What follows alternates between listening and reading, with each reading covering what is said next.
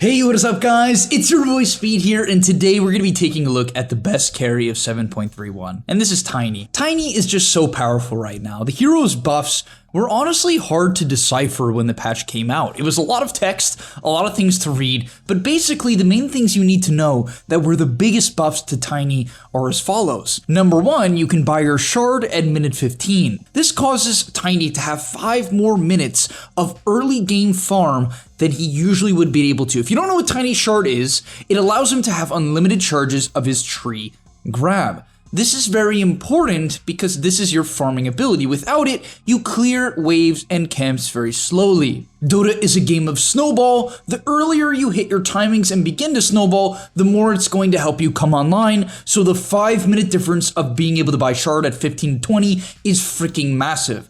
On top of that, even to this day, I'm slightly confused, but here's what you need to know. Grow gives you a 50% bonus damage multiplier to the tree grab. It's a little bit weird, but this hero hits insanely hard. At minute 30, or even earlier, minute 25 to 20, it can hit for around 500 damage without a crit. And let's watch Anna's gameplay. All right, and one more thing. I just want to tell you guys, you should sign up for gameleap right now. And the reason why is over there with this new patch, I'm going to be making 2 new videos literally every single day for the next couple of weeks just about how to win in this new patch. Like, the amount of value that is going to be on the site right now is absolutely insane. And the best part of this is not only is that the case, but I'm also going to be giving you guys a 50% off code if you use the code GETGOOD, GITGUD, while you are signing up. You get 50% off. You literally will not get this most of the time. It is absolutely insane how good gameleap is right now. So go give it a shot right now. I can't wait to see you guys there. And yeah, let's get into the video. Alright, so in the laning stage, all you're going to do is extremely easy, guys. Go these starting items, 2 gauntlets, 2 branches, tango quelling. This maximizes your damage. When you have tree grab going, you have almost 90 damage. Yeah, you heard that right. 92 damage when you have your tree throw going. That is obviously insane. It's incredibly easy to last hit. I expect you guys to get 4 CS in the first wave. But yeah, that's it. You just maximize damage, play back. You can see Anna does trade a little bit here. I think this is him understanding that he can put pressure on this Monkey King later on into the lane if Monkey King's already low. If Monkey King isn't low, he's gonna get pressured. All right, in terms of skill build, Anna does actually something I wouldn't have, expected. He takes 2 points in Avalanche at level 3 and Toss at level 4. Clearly, he's not all-inning on the tree grab, and I think there's a reason for this. There's definitely multiple builds, and I'm sure there are people maxing tree grab, but in the early laning stage, Avalanche doubles in damage, and it doesn't go up in mana. So basically, the spell is actually very, very good from level 1 to level 2, where tree grab, it does scale decently well. However, it doesn't actually give you bonus damage anymore. Previous, it would, if you put points in it, it would give you more damage. Now, it just goes down in cooldown, increases in splash, which is like, meh. The cooldown's good, but the splash damage is kind of whatever, and the bonus building damage is worthless. So I can see why he would take this in a difficult lane. He's against a Monkey King Weaver. This lane is pretty brutal for Tiny. So if you think your matchup is this bad, then you can keep this in mind to try to make your lane a little bit better. Otherwise, if you have complete free farm, then I would recommend maxing your E so that you can farm quite a bit more. So as we progress through the lane to the 9-minute mark here, you're going to see that Anna has 3 points Avalanche, 1 point Toss, 2 point Tree Grab, and a lot of stats. I recommend you go with the exact same build. Just basically buy Treads, buy a Bracer to start, buy a Wand. You really do want to play the lane quite a bit. This hero is actually an incredibly good laner early on, especially if you have a lane dominating support and you're against a hero that isn't Monkey King and Weaver. Frankly, as I watched this game, it really was clear to me that, when you were basically playing Tiny in the lane, if you have a good lane, not only can you be this flash farming hero in the mid to late game, you can also be a lane dominator. And that's why this hero is definitely going to be first phase pick ban, in my opinion, in the pro scene very soon.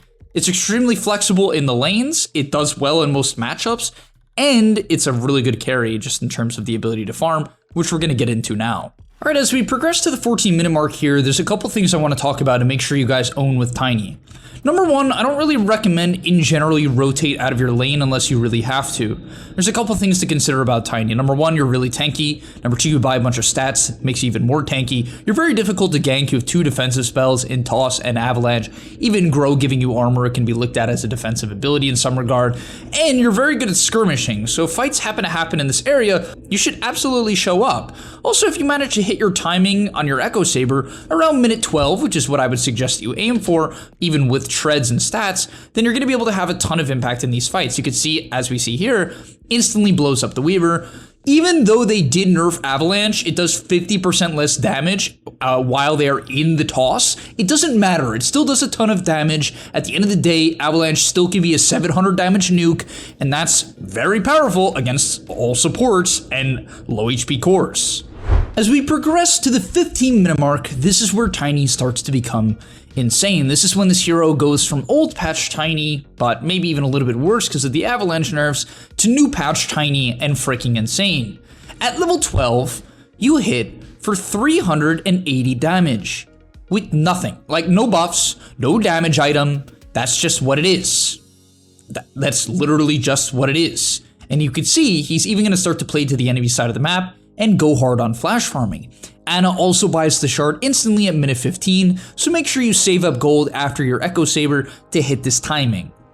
On top of that, you can even see on this timing, he does shift over and actually look to pressure the mid tower and take skirmishes. So once again, this is why I think this hero is going to be first phase pick ban in the pro scene and is stupid good in pubs. It has options. If the game is going poorly and your team can't fight, split the map and flash farm. If your team is owning, walk up to the TA and just kill her because you have a gajillion armor and hit for 280 damage. But after that, this is where it's just so crazy, man. You 2-shot creep waves, and Echo Saber means you insta-kill creep waves. He gets a Brigand's Blade. Oh my god, that's the dream. Dude, you hit so hard. Look, you wipe through everything, man. You're like the fastest farmer in Dota because every camp just evaporates. Unironically, every camp evaporates. He went from a bad laning stage to 137 CS and 5 kills, 5 assists at 18 minutes. That is insane for how active he's been in this game. And now you're going to see with his Shadow Blade timing, he's going to hit for around 300 damage consistently and be able to show up to fights. This TA walks in. This is a very, very, very farm TA. If we look at the network chart, she's actually on top, and she kind of looks like she's not tanky at all. She just dies, actually. I think the saddest part to this clip, though, is easily this monkey king. Look at this guy. He's like, hey, I'm going to pressure the Tiny. I'll build up some Jingu. I'm going to do so much damage. It's like, yeah, it's not very close. It's actually not even close at all. Most heroes can't even remotely man up to you if you have farmed properly. And yeah, it's going to be a rinse repeat of this. Essentially what I recommend you guys do when you're playing this hero to really make sure you're finding the balance between farm and fight is try to fight around your timings. In the laning stage for the first 8 to 10 minutes, if the enemy team extends to your tier 1 or mid tier 1, it's good to fight. You can show up to that. But if that's not the case, I recommend you farm. And as we get into the Echo Saber and Shadow Blade timings, especially Shadow Blade, after you get a kill with Shadow Blade, right, when you buy the item, you should use the reveal to get a kill. After you get that reveal, don't be afraid to go back into your jungle and clean up all the camps. Especially then after you do that, play towards the side lanes and really abuse the fact that Shadow Blade is one of the best side lane items in the game, right? Because people don't really place sentries in the side lanes, so that's where you're going to get the most value out of this item. One thing I want to point out about playing Tiny now is that, especially in the mid to late game, this was always the case, but it's even more important now than ever after they nerfed the Avalanche. When you're going for kills in the mid to late game, you want to use Avalanche and Toss in a way that maximizes right clicks. So when you go on someone, do not Avatoss them to maximize the burst damage of Avatoss, use it to increase the disables. As we see on the Monkey King here, as Ana walks up, he's going to hit out of his Silver Edge, right? Then he goes for the Avalanche to cancel the auto. Honestly, he should have snuck in an auto. Generally, when you're avalanching, you can sneak in an extra auto attack. I think he actually canceled the Echo Saber auto attack. Either way, maybe a slight mistake for Mana. Then he goes for the toss, right? And that's going to set up for another auto attack. So essentially, the Avatoss combo should enable you to get an extra 3 or 4 auto attacks that are unresponded to. And often for most heroes, this is going to kill them, as we see with the Monkey King. Even though he messed up, he still gets the kill from full HP with a little help from Spear Breaker, not much. And you remember how I said that you could hit for 500 at around the 25-minute mark? Well, actually, all you need is level 18, so he actually was hitting for 500 at minute 21. But just to really show it off again, he has currently 550 damage at the 28-minute mark with 30 armor and a Satanic. On top of that, your tree grab makes you one-shot towers, so you're Lycan as well. You siege buildings like no other. As you can see to this tier 3, it's not very survivable against Tiny, but in general in team fights, the main gist is you want to go on people you can burst, right? Sure, you can man up to the enemy carry, but Tiny is somewhat kiteable. I will say that that's his only dilemma as a carry. You're not very mobile, so you kind of need to make sure when you go on someone and you nuke them, you can actually keep them in place. So, you know, for instance, he doesn't really prioritize going on this TA here, and I think he could toss her or like try to toss her just to sort of bait out the BKB earlier, but you can see he puts really a big priority on just taking out this Chen and then kiting out. Really good target priority, right? You're not completely unkillable. All right, this isn't some 80% win rate hero. Tiny, I think, is around 57 right now, which is still insane.